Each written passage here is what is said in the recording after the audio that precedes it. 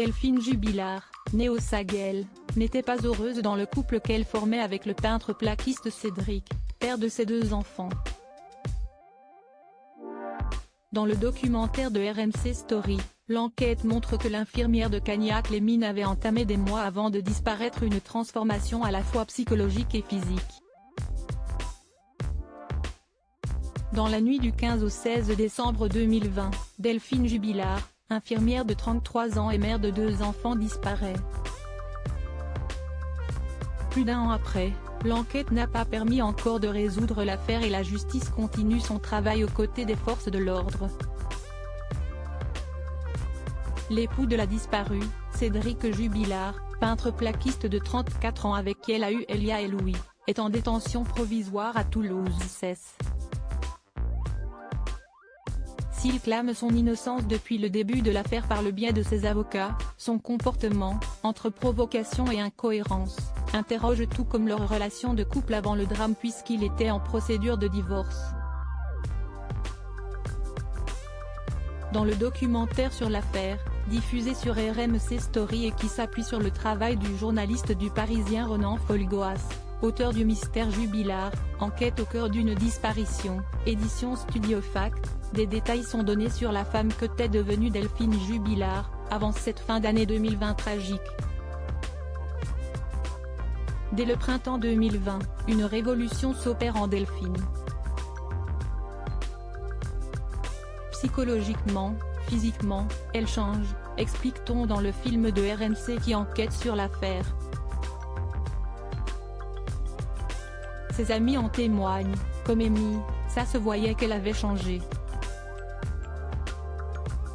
Elle avait maigri, elle s'était remise au sport. Elle prêtait un peu plus attention à elle. Elle était mimi, elle se remettait un peu à se maquiller, elle prenait un peu plus soin d'elle. Oui, ça le dessus on le voyait quand même. Une autre de ses proches confirme, elle ne portait plus que ses lentilles en journée. Elle lissait ses cheveux, elle faisait un peu plus attention. Elle était toute belle, c'était bien, ça faisait plaisir à voir. La nouvelle Delphine Jubilard, née au Saguel, veut se reconstruire après des années de mariage éreintantes sur le long terme, une vie de bidochon comme elle a pu le dire également mais aussi des emplois du temps professionnels en décalé.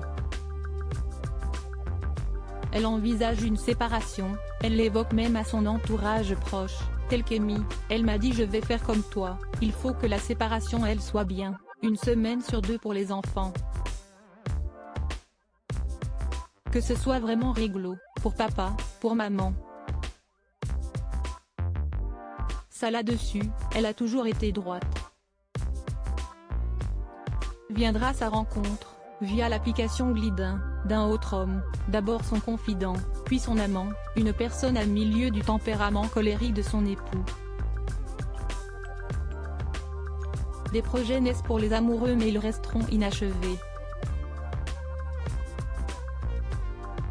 Cédric Jubilard reste présumé innocent des faits qui lui sont reprochés jusqu'au jugement définitif de cette affaire.